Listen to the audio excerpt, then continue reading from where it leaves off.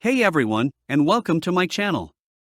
Today, I'm going to show you how to delete an Instagram comment. This is a quick and easy way to remove unwanted or inappropriate comments from your posts.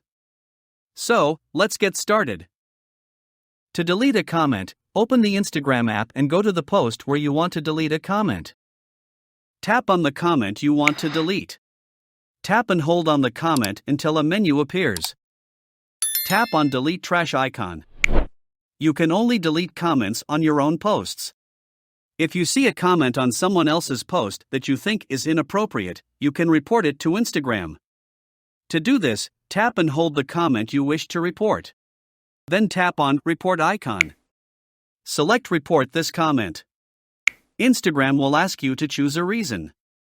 Select reason and you're done. You've now successfully deleted an Instagram comment. If you found this video helpful, don't forget to subscribe our channel for more useful tutorials.